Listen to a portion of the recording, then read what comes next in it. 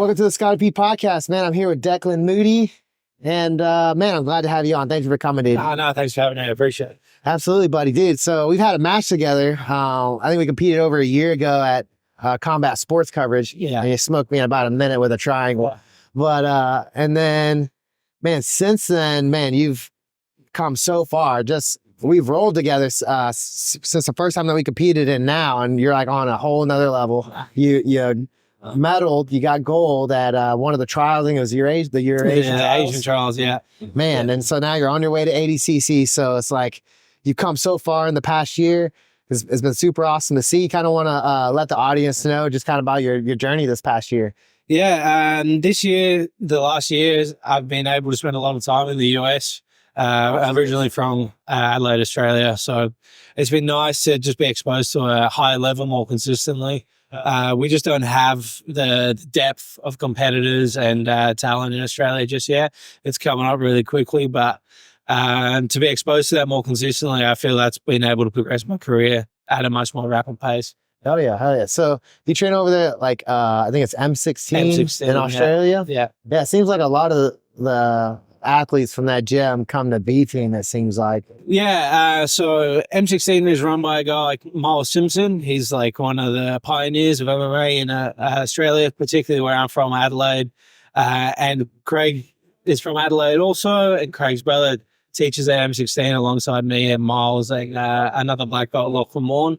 So we got a good community there and good connection to B team through Adam and myself with Miles. Oh, hell yeah. That's badass. And so, yeah, man. So like, what is like your overall goal? Are you trying to be like one of the best in jiu-jitsu? You trying to own a school one day? Kind of like, where are you headed? For my like competitive career, I want to be the best I can be. You know, I obviously would like to be the greatest of all time, but I just got to work and be the best I can be. You know, try and get better every day, slowly progress, and try and see where my peak can be. And then after that, then I'll open up school, start to relax, settle down, let the body recover from all the years, and then just enjoy life. Yeah. So you essentially want jiu-jitsu to be your career. For sure. Oh yeah. When did you start jiu-jitsu? I started jiu-jitsu when I was 13, so 14 years ago now. Yeah. 14 years ago? So that makes you what, 27. 27? Man, You're still young. Hell yeah. I don't feel it anymore, you know? Yeah, the jiu-jitsu makes you feel old as shit, that's for sure. I'm 32, so just add another 5 years onto that. But you started when you're 13, man, that's badass. Hell yeah. So it definitely makes sense why you're so good. Yeah, for sure. It's a lot of time on the mat. Right. And when did you first start training here in the US? My first trip out, I've done several trips for competitions. Like I did the Worlds in the gi, like as a juvenile was my first trip out here. And then I did a couple more World Championships in the gi. But my first real training trip was the year before last. Yeah. Cool. So relatively new to training out here. Yeah. Oh yeah. How long have you been a black belt? This is my 5th year at black belt. Yeah. Damn. So damn it. Got my black belt at 22. Damn, that's so crazy. Man, they should have told me this before I accepted that match with you. They didn't tell me nothing. Oh man, that's badass. And so I've been keeping up with you on social media. So I know you've been a B team here for a minute now. How much longer are you here till ADCC or? So the plan is to move like semi-permanently, at least for the foreseeable future, here in Austin. Just working on visas, you know. Yeah. But that's the plan. Yeah. I saw that like B team did like an official post to be welcoming you to the team. Yeah. That's just super badass. That y'all's team is going to be stacked for ADCC. Y'all have like so many people I'm now. pretty sure we're going to have the biggest team. Like if not, very close to it. And so you're going to do 99 kilograms? Under 99. Under 99, right.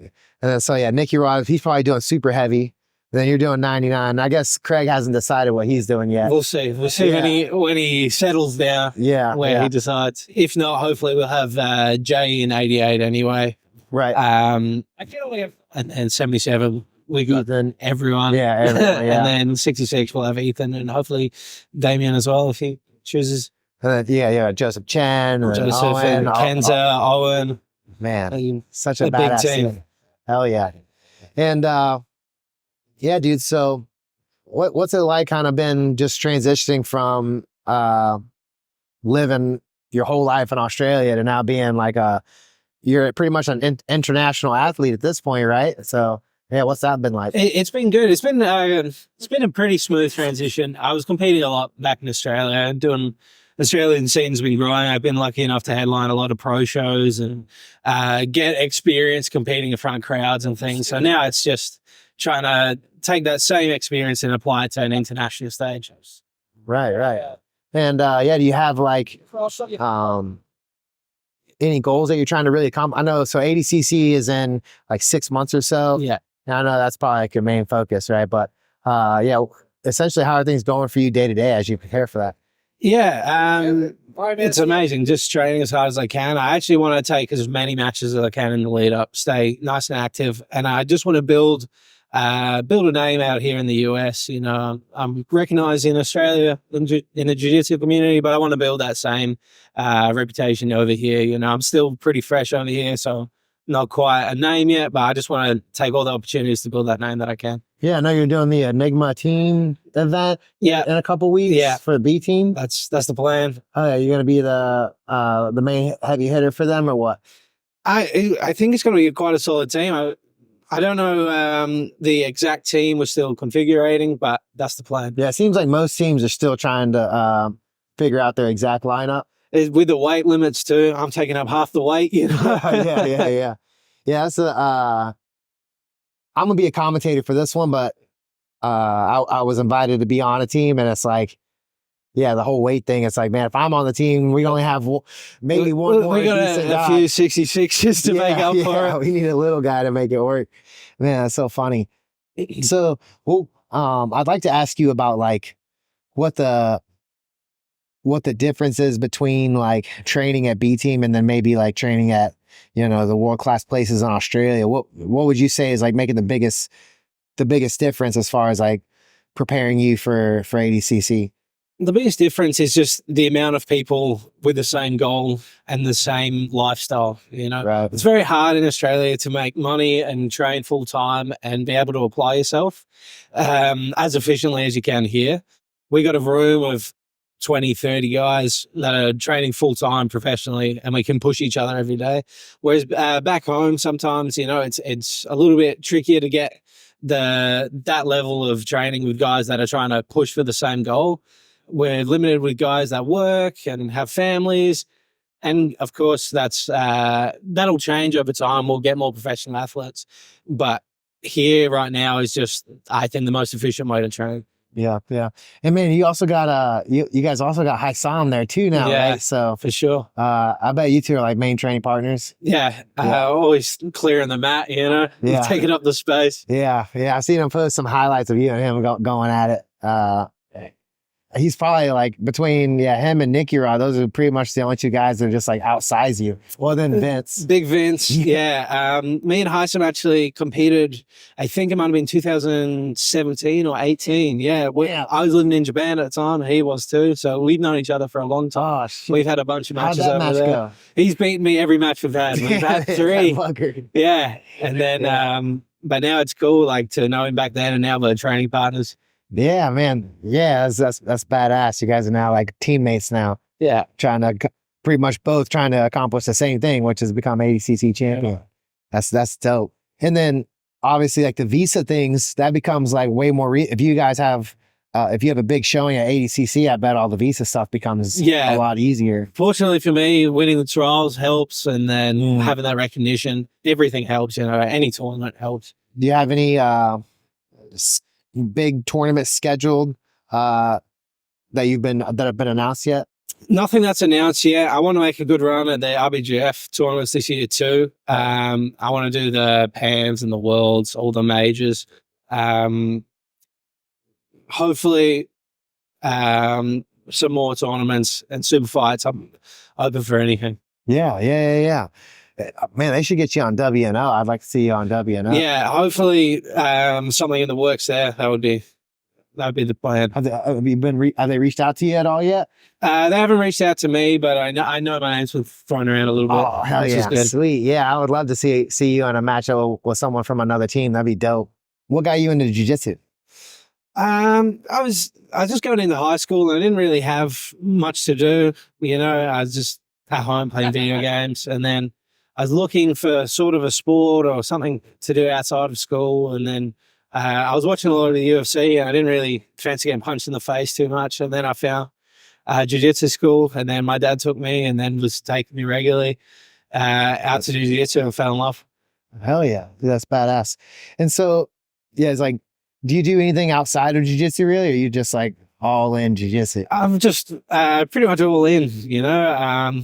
Other than that, it's just hanging out, relaxing, chill with friends and the lady, just nice and casual and cool. Yeah, hell yeah.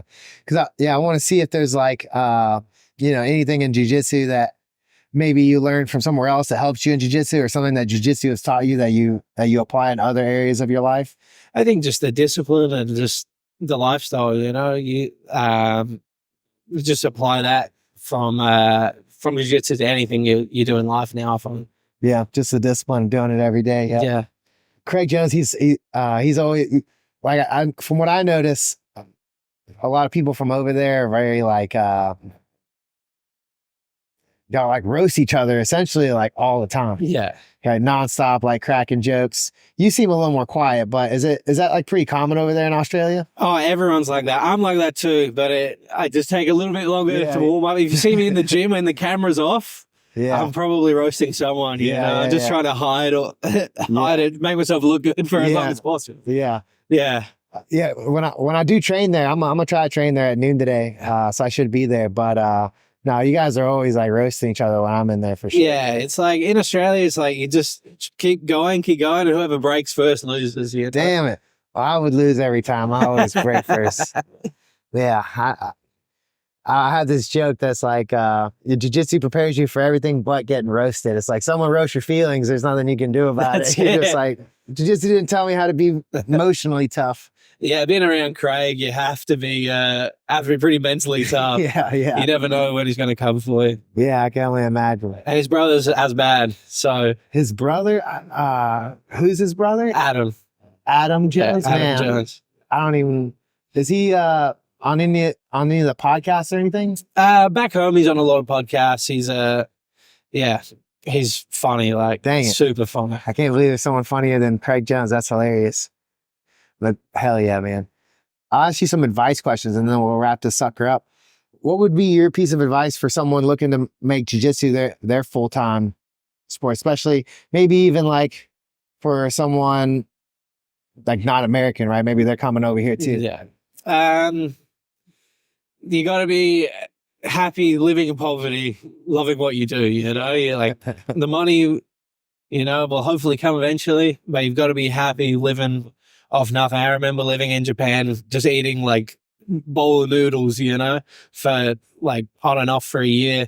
Damn. You got to be ready to put that work in, and hopefully that it pays off. You just got to be dedicated to your dream, Yeah. Damn. So when did you go to Japan? I was going from blue belt up until I got my black belt from Roberto Satoshi and Marcus Souza. So I was going there from like 2015 through to 2019. And you just went there for better jiu-jitsu? Yeah. I got in contact with those guys, and then I went and did a small trip. And they were super kind to me and really helped me out. And then I just kept going back consistently, and then I learned a lot from those guys, and I always appreciate what they did for me. So is Japan, like, I guess, relatively close? So in terms of Australia, so far from everything, it's like, so Japan being a 10-hour flight is not too bad when it's like, it takes me 30 hours to get here sometimes. Oh shit. So yeah, Japan is geographically closer for you guys to get better jiu-jitsu training. Yeah. Oh, okay. That makes a lot of sense. Interesting. Man. And man, I really appreciate what you said about being okay with living in poverty. You don't really get that side of it when you're on Instagram, right? Yeah. It's like, oh, being a professional jiu-jitsu athlete's the best. Of course, there's benefits. Anything to not working 9 to 5 is great, Right. But there's the sacrifice at the same time. Yeah. No, I remember this one time, man, I was doing embassy guard training for the Marine Corps. And at the time, I'd already had like an amateur fight career. So I was already fighting, training jiu-jitsu. And I go to this training. It's like a training facility, and I'm broken up into like different groups, and I'm in my group, and one of the guys is like, "Oh man, it must be so nice being an MMA fighter, making all the money, getting all these chicks." And I just remember being offended. I was like, "There's no chicks, and there's no money." I was like, "You got it completely ass backwards, dude. It's being alone by yourself in a room and getting beat up because you're not keeping your hands up. You know, it's shit like that." Oh man. Again, you've had a lot of success in jiu-jitsu, especially the competition scene. What would be your advice for someone looking to compete more? Maybe they're a hobbyist jiu-jitsu, so they already love jiu-jitsu, but maybe they're looking to compete, or maybe they're already competing, but they're trying to, flip that switch to where they're winning more often. What would be your piece of advice to someone like that? I think the only way to get better at competing is to compete more. Yeah. It doesn't matter. At the end of the day, the way I always look at it now is like my friends are my friends, whether I win or lose. I've never lost a friend from losing a competition. I've never lost a loved one from losing competition. The pressure comes from you, Yeah, At the end of the day, life doesn't change that much from a competition. right. So right. I think we put too much pressure on it, especially, guys, professional guys, they put a lot of pressure on themselves, or guys that want to be professional, they put a lot of pressure on themselves. So really, nothing changes too much. We just take the experience and we go again and again and again, and eventually the winning will come. Man, yeah, dude, that's solid. One of my coaches used to tell me that all the time. He was like, the people who win a competition doesn't necessarily mean they have the best jiu-jitsu. It means they're the best at competing. Yeah. So he would just always say, like, the ones who most likely to win are the ones who do it the most often. So yeah, I agree with that entirely. Yeah, 100%. But yeah, I definitely think that's a good saying. You never lost a friend or a loved one from losing a competition. That's so true. I feel like I put a lot of pressure on myself a lot to do these things, because you imagine like there's always gonna be this moment where you're just winning everything. Yeah. But it's almost never like that. There's always some savage black belt. Always a bigger fish, Yeah. Hey, you haven't heard about this trying to be a pro that's ready to kill you. Man, hell yeah. So those are like the two main advice questions that I wanted to ask. I'll give a couple silly questions and then we'll wrap this up. Do you consider jiu-jitsu a fight? Like, if you're like hanging out with your buddies or people who don't train, do you think jiu-jitsu is a fight? No. I teaching back home in an MMA gym, those guys are fighters. Those guys are fighters. If someone on the street like walked up to me trying to wrestle me, I'd have a good shot. But if they try to hit me, I'm a jiu-jitsu athlete. Yeah. Well, if someone doesn't know how to fight and tries to hit you, they're dead though. Yeah. So jiu-jitsu is not a fight. Gotcha. So you think you're more on the side like jiu-jitsu is a match. Like, yeah. I just think it's different. The consequences are different than a fight. Right. I'm not. I don't feel passionately either way. You can call it a fight. Yeah. Call it a match. Yeah. Hell yeah. Yeah. I like to say that it's a fight, but when people ask me if I'm a fighter, I usually don't say I'm a fighter. I'm like, I try to fight. I wouldn't say I'm a fighter, because it'd be a disrespect to those who actually get punched in the face every day. Yeah. All right. So now what would you say if you had to pick a spirit animal, what would it be? Spirit animal. Yeah. Spirit animal. An otter. An otter? Mm. Dude, that kind of makes sense. You gotta be a big jacked one though, like a fucking huge one. Sea otter, the big ones. Sea otter. Those things are fucking vicious. Hell yeah. All right, a sea otter. I haven't heard that one before, but it makes sense with the Australian thing, right? Kind of aquatic. Yeah. Hell yeah. Dude, so you've blown up in size. The first time I met you, when I first looked at you, at the combat sports coverage, when I was just trying to size you up and figure out my game plan, I could tell immediately. I was like, well, he's going to be fucking stupid strong. I could already tell. So I expected like either you look like a country boy to me. So I was like, he's going to have country boy strength and probably be stupid strong. So I knew not to let you get any strong grips, but you've essentially like gotten way bigger since then. And obviously it's in preparation for ADCC. You don't really see much thin guys like do really well. Everyone's a beast. Yeah. So have you like really like made like huge changes in your strength and conditioning? Like what are you doing to really take care of yourself on that aspect? Yeah. I initially competed at 77 for the trials in 2019, and that was just too harsh of a cut to make 77. I wasn't feeling great at that weight anymore, so I decided to move up to 88 for the next trials, and I was feeling pretty good at 88, but even then I started to get bigger, just getting older naturally, and then I really started incorporating a lot of powerlifting, and that's when the size really started to add on, doing a lot of heavy compound lifts, and then trying to just add more food. Started working with a strength and conditioning coach and a nutritionist to put the size on, and over time it just grew and grew and grew. Yeah, so you feel pretty comfortable at 99? 99, yeah, I feel really good. I feel the strongest and fastest I've ever felt.